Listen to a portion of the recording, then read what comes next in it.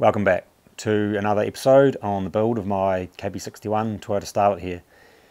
Now, if you're following along, you'll have noticed it's been a bit of time between the last video I put out, which went over the full build of the stainless steel exhaust. Now, all I had left to do was a bunch of little fabrication jobs to sort out ignition and the sump and a few other bits and pieces, and I thought, oh yeah, it'll take a couple of weeks. And if anyone who's built a car knows, all that little stuff actually adds up to be far more. So turns out that the footage I had, I was thinking I was going to make one video ending with this thing running, which it now does. It turns out I filmed far more than I thought, so I've had to break it up to 3 videos. So I'll be releasing this video and then another 2, which will end back where we are now with this thing as it is. So we'll crack straight into it. The first video is the build of a sump, which we've done for this car. So sit back, take a watch, and hope you enjoy. Cheers. So I've decided that I'm going to make a bit of a modified sump for this car. There's a few reasons really. As you can see from the state of this sump, it's a bit banged up and scratched and it's actually leaking oil. So when you're running a car sort of as low or lower than this car is, you really do run into issues with scraping sumps and bashing them up.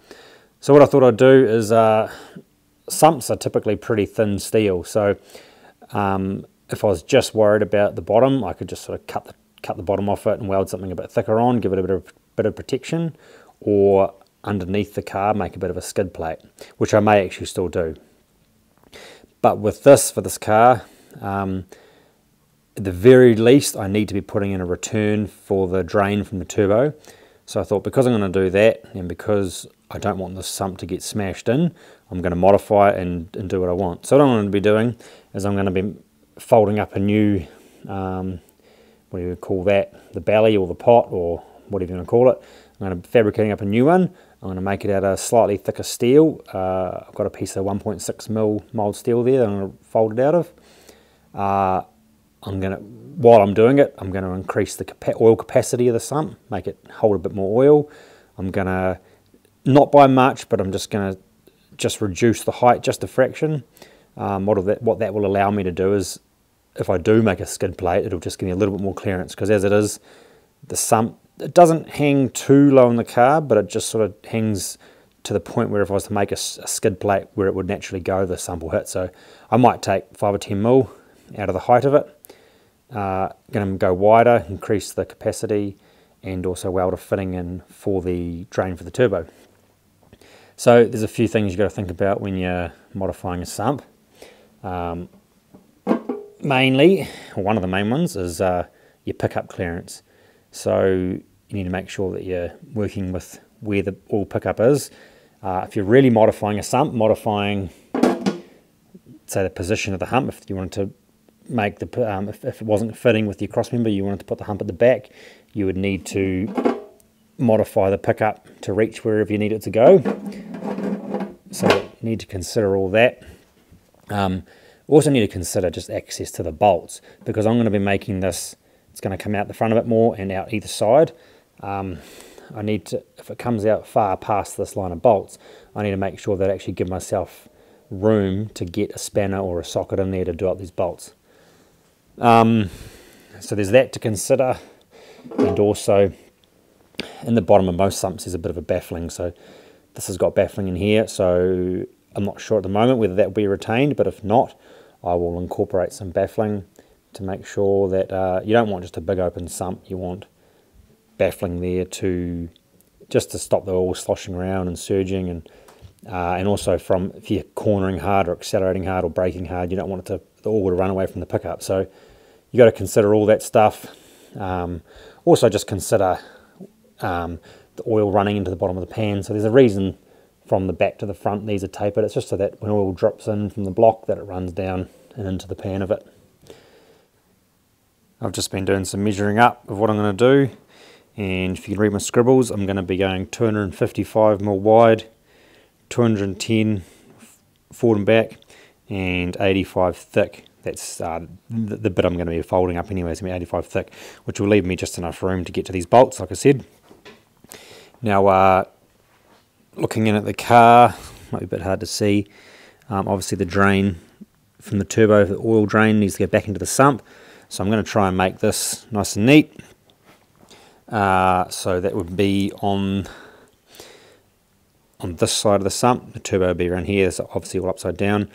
I'm going to try and run the hose. There's these two bits here on the side of the block. I'm going to sort of run the drain coming in around it here. So because this sump's going to be sticking out a bit, I'll put the return right at the top, and that will keep it above oil level so that it can free drain into the sump. And the other thing I'm going to do is, because these get scraped and worn and dented, also your drain plug gets the same hiding, so I'm going to make sure I put the drain plug in a place where it's just nice and safe. Still needs to drain all the oil obviously, but just keep it away from getting smashed. So I'm going to fold up the steel now, and then once I've done that, I'll start cutting into the sump. See, I'm not one of these people who's worried about everything. You got people like this around you. Country's full of them now. People walking around all day long, every minute of the day, worried about everything. Worried about the air, worried about the water, worried about the soil. Worried about insecticides, pesticides, food additives, carcinogens. Worried about radon gas, worried about asbestos. Worried about saving endangered species. Let me tell you about endangered species, all right? Saving endangered species is just one more arrogant attempt by humans to control nature. It's arrogant meddling. It's what got us in trouble in the first place. Doesn't anybody understand that? Interfering with nature. Over 90%, way over 90% of all the species that have ever lived on this planet, are gone. They're extinct. We didn't kill them all. They just disappeared. That's what nature does. They disappear these days at the rate of 25 a day. And I mean regardless of our behavior. Irrespective of how we act on this planet, 25 species that were here today will be gone tomorrow. Let them go gracefully. Leave nature alone. Haven't we done enough? We're so self-important. So self-important. Everybody's going to save something now. Save the trees, save the bees, save the whales, save those snails. And the greatest arrogance of all, save the planet. What? Are these fucking people kidding me? Save the planet? We don't even know how to take care of ourselves yet. We haven't learned how to care for one another. We're going to save the fucking planet? I'm getting tired of that shit. Tired of that shit. Tired. I'm tired of fucking Earth Day. I'm tired of these self-righteous environmentalists, these white bourgeois liberals who think the only thing wrong with this country is there aren't enough bicycle paths. People trying to make the world safe for their Volvos. Besides, environmentalists don't give a shit about the planet. They don't care about the planet. Not in the abstract, they don't. Not in the abstract, they don't. You know what they're interested in? A clean place to live. Their own habitat. They're worried that someday in the future they might be personally inconvenienced. Narrow, unenlightened self-interest doesn't impress me. Besides, there is nothing wrong with the planet. Nothing wrong with the planet. The planet is fine. The people are fucked. Difference. Difference. The planet is fine. Compared to the people, the planet is doing great. It's been here 4.5 billion years. Did you ever think about the arithmetic? Planet has been here 4.5 billion years. We've been here, what, 100,000? Maybe 200,000? And we've only been engaged in heavy industry for a little over 200 years. 200 years versus 4.5 billion. And we have the conceit to think that somehow we're a threat? That somehow we're going to put in jeopardy this beautiful little blue-green ball that's just a-floating around the sun? The planet has been through a lot worse than us. Been through all kinds of things worse than us. Been through earthquakes, volcanoes, plate tectonics, continental drift, solar flares, sunspots, magnetic storms, the magnetic reversal of the poles, hundreds of thousands of years of bombardment by comets and asteroids and meteors, worldwide floods, tidal waves, worldwide fires, erosion, cosmic rays, recurring ice ages. As you can see, I've got this bowl all welded up.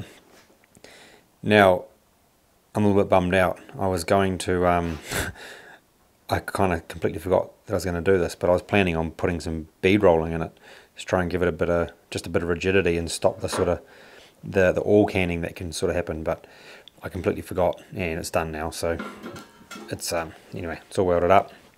You might have noticed I drilled a small hole in it. That was just to, as I'm welding it up, just to relieve any air pressure if it builds up.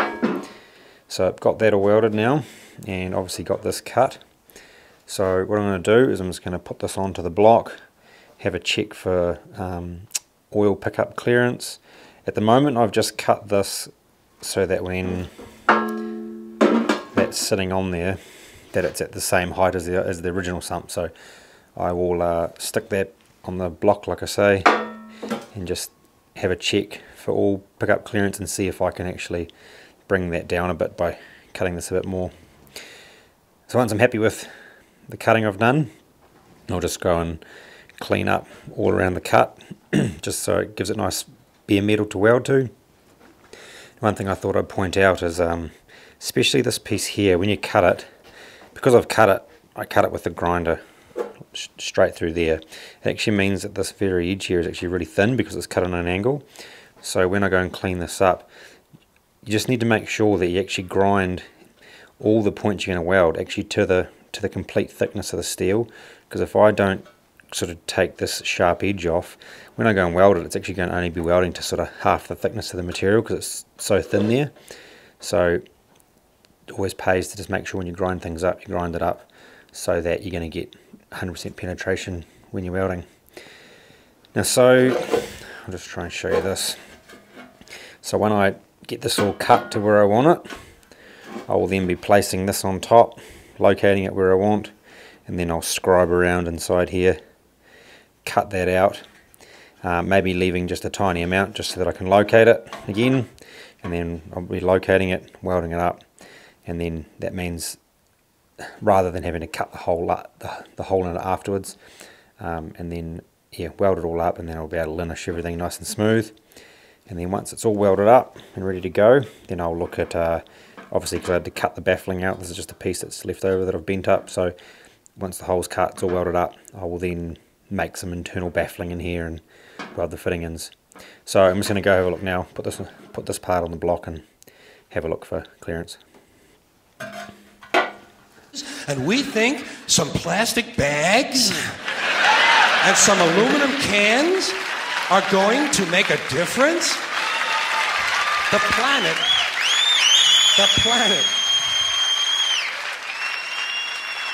planet isn't going anywhere. We are. We're going away. Pack your shit, folks. We're going away. And we won't leave much of a trace either. Thank God for that. Maybe a little styrofoam. Maybe. Little styrofoam. Planet will be here and we'll be long gone. Just another failed mutation. Just another closed-end biological mistake. An evolutionary cul-de-sac. The planet will shake us off like a bad case of fleas. A surface nuisance. You want to know how the planet's doing? Ask those people at Pompeii who are frozen into position from volcanic ash how the planet's doing. Want to know if the planet's all right? Ask those people in Mexico City or Armenia or 100 other places buried under thousands of tons of earthquake rubble if they feel like a threat to the planet this week. How about those people in Kilauea, Hawaii who build their homes right next to an active volcano and then wonder why they have lava in the living room? The planet will be here for a long, long, long time after we're gone, and it will heal itself, it will cleanse itself, because that's what it does. It's a self-correcting system. The air and the water will recover, the earth will be renewed, and if it's true that plastic is not degradable, well, the planet will simply incorporate plastic into a new paradigm, the earth plus plastic. The earth doesn't share our prejudice towards plastic. Plastic came out of the earth. The earth probably sees plastic as just another one of its children. Could be the only reason the earth allowed us to be spawned from it in the first place. It wanted plastic for itself. Didn't know how to make it. Needed us. Could be the answer to our age-old philosophical question, why are we here? Plastic. Assholes. So, The plastic is here. Our job is done. We can be phased out now. And I think that's really started already, don't you? I mean, to be fair, the planet probably sees us as a mild threat, something to be dealt with. And I'm sure the planet will defend itself in the manner of a large organism, like a beehive or an ant colony can muster a defense. I'm sure the planet will think of something. What would you do if you were the planet trying to defend against this pesky, troublesome species? Let's see. What might... viruses. Viruses might be good. They seem vulnerable to viruses. And viruses are tricky, always mutating and forming new strains whenever a vaccine is developed. Perhaps this first virus could be one that compromises the immune system of these creatures. Perhaps a human immunodeficiency virus, making them vulnerable to all sorts of other diseases and infections that might come along. And maybe it could be spread sexually, making them a little reluctant to engage in the act of reproduction. Well, that's a poetic note. And it's a start. And I can dream, can't I? See, I don't worry about the little things. Bees, trees, whales, snails. I think we're part of a greater wisdom than we will ever understand. A higher order. Call it what you want. Know what I call it? The big electron. The big electron. Whoa. Whoa. Whoa. It doesn't punish. It doesn't judge at all. It just is. And so are we, for a little while. Thanks for being here with me for a little while tonight. Thank you. Thank you very much. Thank you.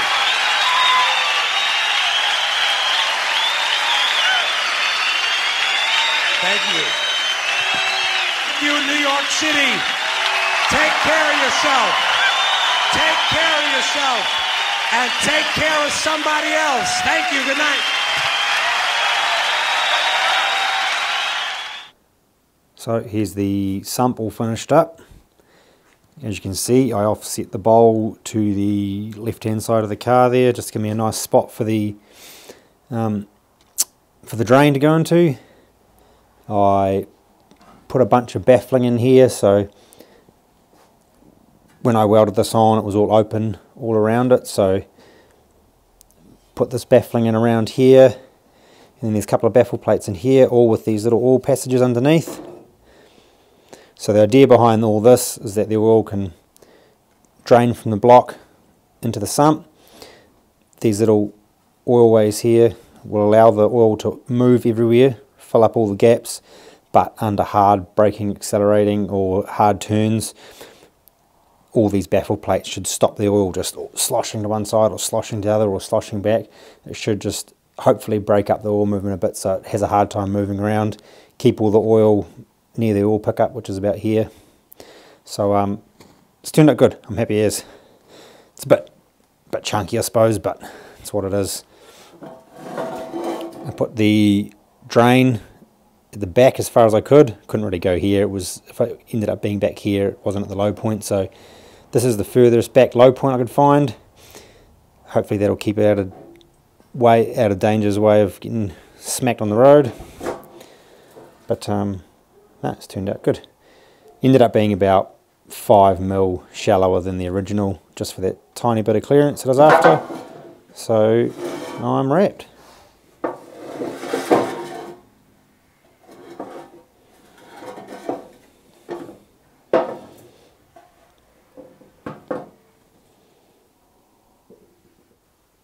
So that sump build went pretty good. As you can see, or if you can see, it's all bolted up there now. Now I'm pretty stoked how it went. There's a few things that I kind of did a little bit wrong, like I forgot the bead rolling, like I said at one point. But it's now been sitting in the car for a while and it worked out good. The clearance is good, does what I wanted. The only thing maybe I noticed was that the return for the turbo, I think the level of where it sits is right around the oil level, so hopefully that doesn't become an issue in the future. I guess I'll just see really just once I run it up. You might notice at the moment it's actually missing the turbo off it, so that's one of the things I'm looking at the moment. Now, so the next video is likely going to be the trigger system setup and the ignition system. There's a little bit of wiring in there and sorting out the injectors. So yeah, look out for that one. Hopefully maybe a week or so.